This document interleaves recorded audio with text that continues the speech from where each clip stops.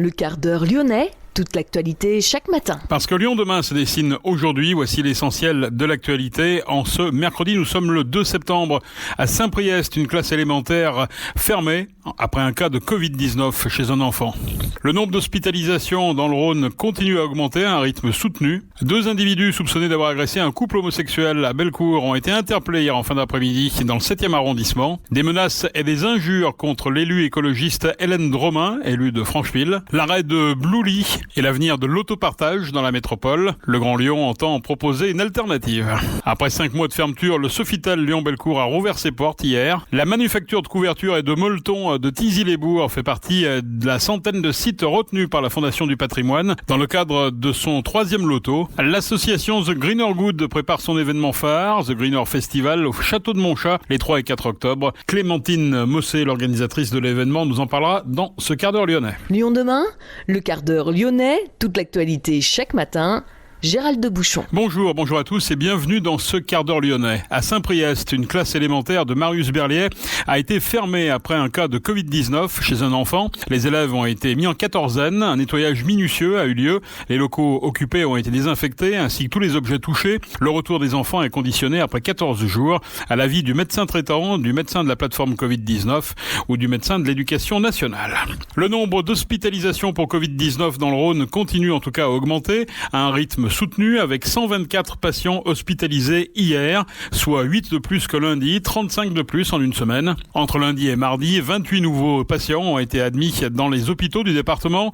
Du côté des services de soins intensifs et réanimation, 20 patients ont été hospitalisés hier, soit 4 de plus en 24 heures et 13 de plus en une semaine. Depuis le 1er mars, dans le département, 670 patients sont décédés du Covid-19, un de plus dans le week-end. Lyon demain, un site internet, du son, de l'image, un média complet pour les Lyonnais qui font avancer la ville. 2 individus soupçonnés d'avoir agressé un couple homosexuel ont été interpellés hier en fin d'après-midi dans le 7e arrondissement. Ils ont été placés en garde à vue. Les faits qui leur sont reprochés se sont produits un peu plus tôt, vers 16h, place Bellecour.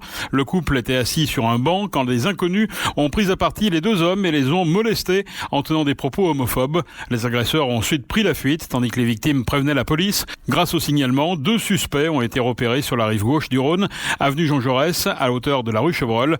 Ils ont été interpellés par la BAC. Une enquête est en cours. La préfecture a réagi sur les réseaux sociaux. L'homophobie et la haine n'ont pas leur place dans notre République.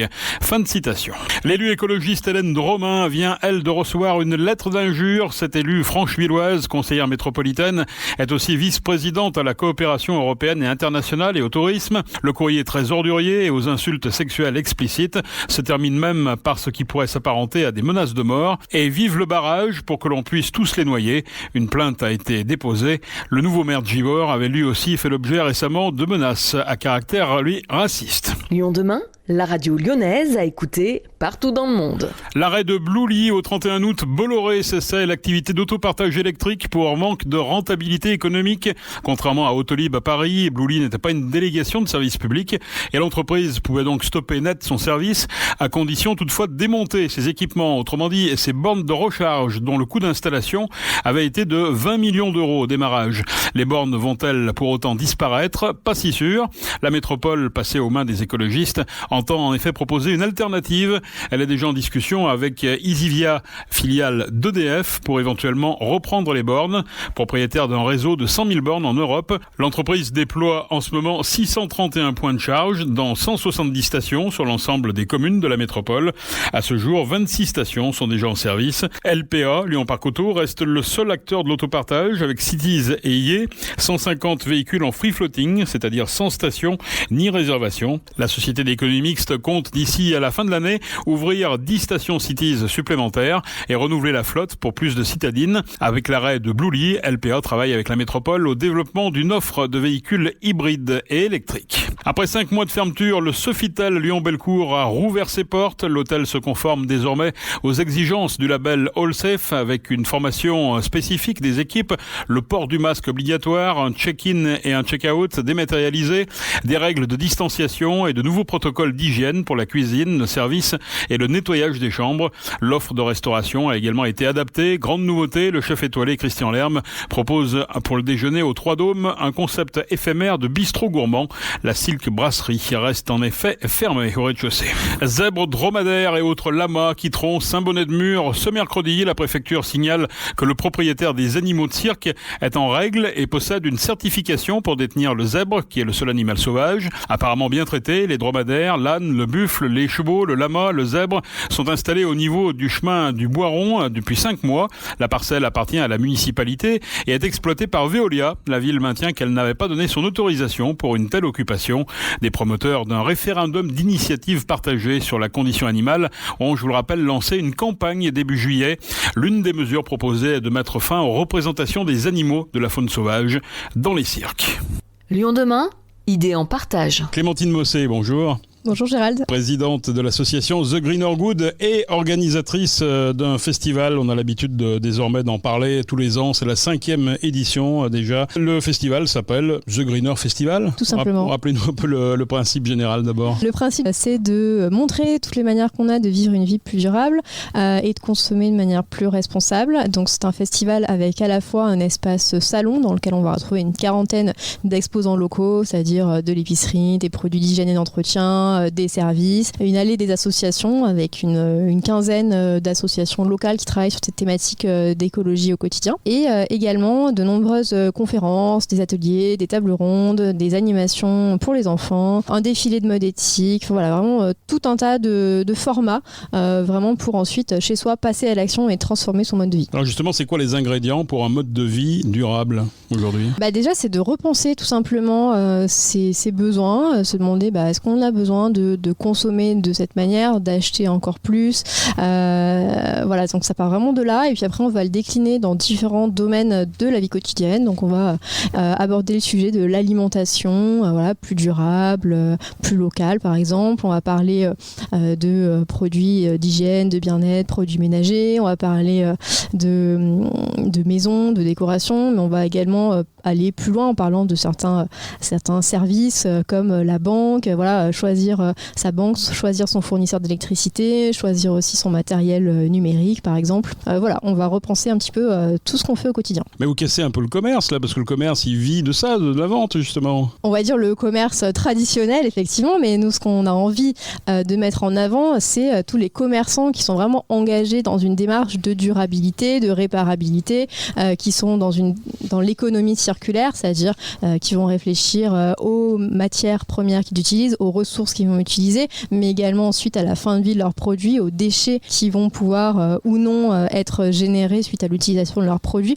Donc nous en fait, on ne dit pas de plus consommer, mais on dit en tout cas de aller consommer chez vraiment les personnes qui font toute cette démarche éco-responsable qui est aujourd'hui plus que nécessaire. Alors cette 5e édition fait la part belle à la consommation responsable et à l'alimentation durable. Je lis un petit peu la notice là. Ça veut dire quoi ? Cette année, on a voulu parler du thème se nourrir. On a vu effectivement pendant la crise sanitaire, pendant le confinement, que les personnes avaient un fort besoin de retrouver leur marché, de consommer plus local, etc. Et l'alimentation est vraiment au cœur de nos vies et il y a d'énormes possibilités qu'on a. En tout cas, ici à Lyon, par exemple, on sait que dans un rayon de 50 km autour du territoire de la métropole de Lyon, on pourrait théoriquement nourrir 90% de la population métropolitaine. Et aujourd'hui, ce n'est pas le cas parce que plus de 90% sont exportés ailleurs. Donc déjà, on voit très bien qu'il y a une bonne marge de progression. Et puis, l'alimentation, ça intègre énormément de dimensions parce qu'aujourd'hui, on parle de bio, de local, de circuit court, de manger moins de produits d'origine animale. Voilà, donc on va essayer de démêler un petit peu tout ça pour voir qu'est-ce qui est bon pour soi et aussi pour son environnement, pour la nature. Et le Covid, quand même, a permis de faire connaître un petit peu tous ces réseaux. Effectivement, nous, notre association a été cofondatrice d'un groupe Facebook qui s'appelle les Marchés Solidaires. Les Marchés Solidaires 69, voilà, on en avait parlé, qui a réuni en quelques semaines 13 000 personnes suite à la fermeture des marchés. Et du coup, on s'est rendu compte vraiment qu'il y avait une énorme volonté des personnes de retrouver leurs producteurs locaux,